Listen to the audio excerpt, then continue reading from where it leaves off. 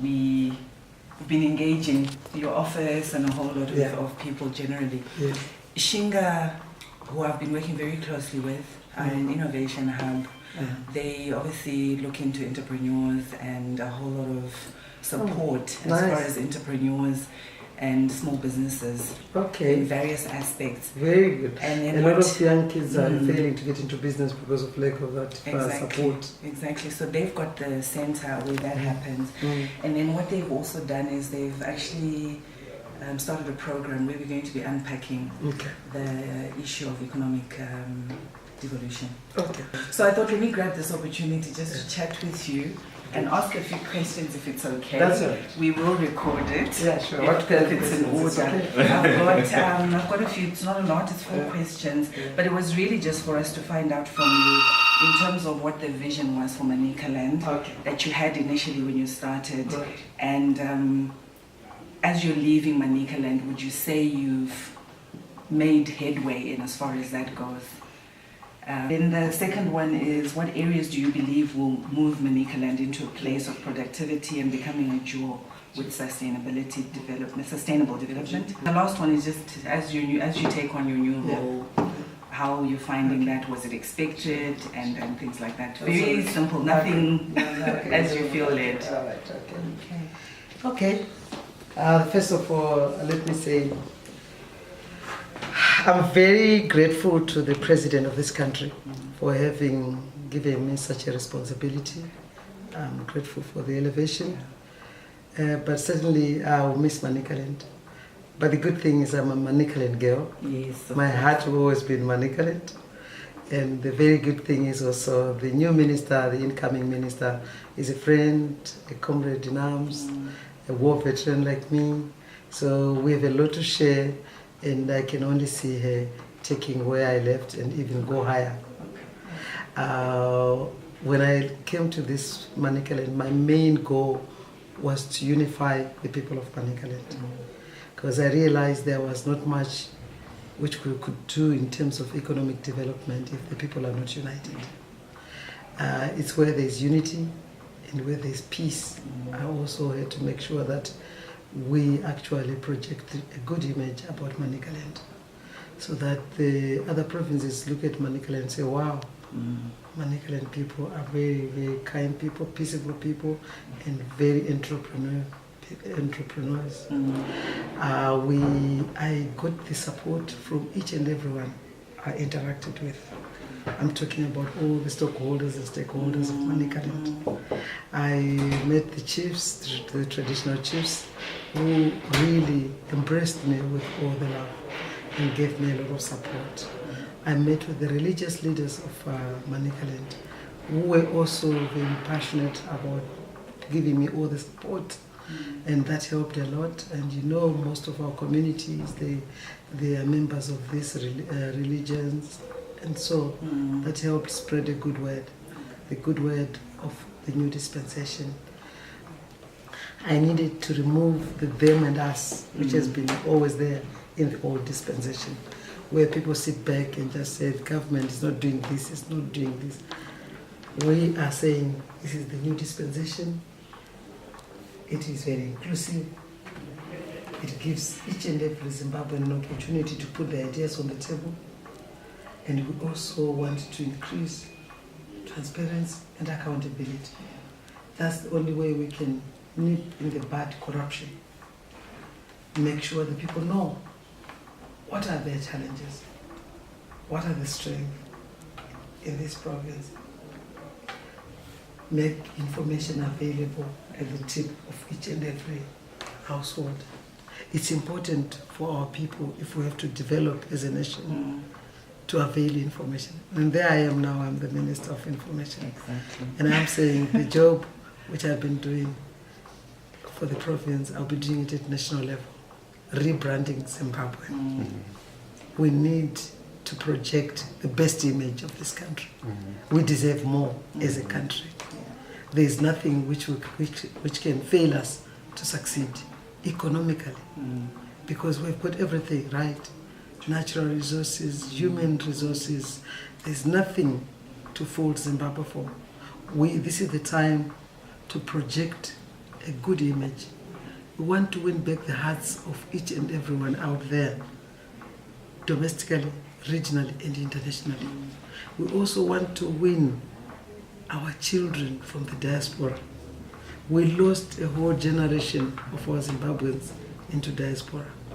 We can't afford to lose their children. And for their children to continue loving or to know or to even respect their own country, it's because of the image or project of Zimbabwe. We need to make sure that those children, wherever they are proud to be children originating from Zimbabwe. So that one day they'll come back. We need that expertise from the diaspora. Families have been torn apart. It's time to, once this economy develops, I must tell you, home is best. And we'll find a lot of those people in diaspora coming back. Of course, you can't expect them to come back when they're in no industries, when there are no factories coming up, when there's no investment in the country, because they need jobs. The reason why they left in the first place is because they were looking for opportunities.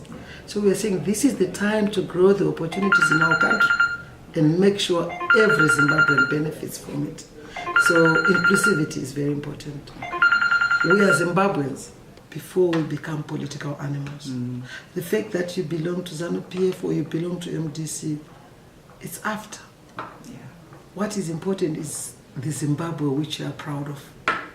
When you get on a plane to go to England and you say to the people who you meet, I'm from Zimbabwe, what do you want them to think about your country? That's the image we want to project. A Zimbabwe which everybody should bow to and say, wow, I want to live in that country. And we've got every reason. We know there's social media, there's all sorts of media. But we're saying, let's report factual. Let's not report things which make people out there look at Zimbabwe as a place of crazy people. So this is my job. And I'll be here in Manicaland. I'm a senator of Manicaland. This is not the end of me. Yes. You'll be seeing much more of me. I'll be working very closely with the incoming minister. As I said, he's a colleague and a war veteran like me. So we come a very long way. We'll be making sure that wherever she needs support, we'll provide. And from the national level, obviously, we'll be doing, I'll be very objective to every province. I'll be fair to every province. But maybe I look a little more to Manica, naturally so. Of course. Naturally so. Okay. So that's basically what I would like to say. Just the last thing as well, I know towards the end of your tenure, you were focusing a lot on women and youth development. And had you seen any traction taking place or any move towards that? Let me say, we were a little depressed as women of Zimbabwe because of the setback which we were confronted with during the last elections. Not many women got into parliament, especially through the first past the post. Out of 210 constituencies, I think we're less than, almost about 10% only. But the good thing is when you've got a visionary leader who is consistent, and our president has been very consistent. He promised during his manifesto that I will certainly uplift women. He promised that I will certainly uplift youth. And this week on Monday, we saw when he announced his cabinet, we saw that he lived up to his promises. He used his executive powers to profile women. You saw women getting powerful ministries. When it comes to ministers of state of the 10 provinces of Zimbabwe, it was well balanced. 5 are female ministers. And when you look at the caliber, professional, young, dynamic people who has got Zimbabwe at heart. And I'm saying, this is the time.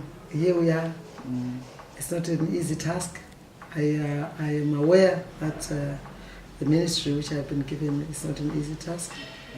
But with my Lord and with a lot of support from all progressive Zimbabweans, all Zimbabweans who wants to see a better Zimbabwe, I don't see failure being an option.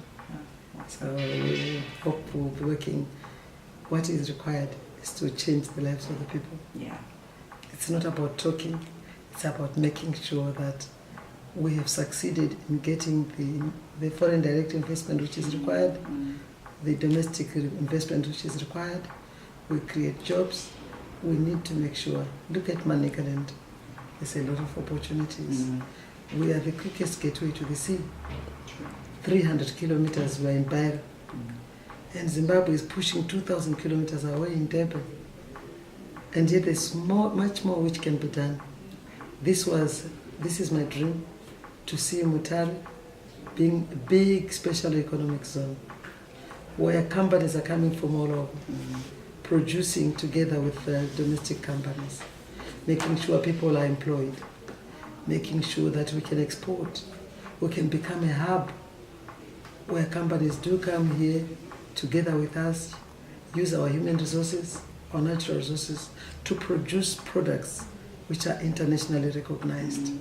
We want to produce products, whether it's rings, whether it's jewelry. We've got the diamonds, we've got the gold. Once Mutare has been promulgated as the special economic zones, we want to see those companies transferring skills to our local people. We cannot afford to continue to export jobs. As long as we do that, then we see a lot more of our youth on the streets. We also want to see our education, especially I fought hard to make sure that Manicaland has got a university. We deserve it. This is a big province. Many universities, many provinces have got universities. And I'm happy that we have managed to move on that one. And obviously, the new incoming minister will push through so that we have got our state university. We do need to churn out university graduates, college graduates who should be consumed into the employment market. We cannot continuously churn out, and universities, colleges cannot continuously be proud of churning out 2,000 students who don't have jobs. The whole idea is economy. We need to create jobs for our people.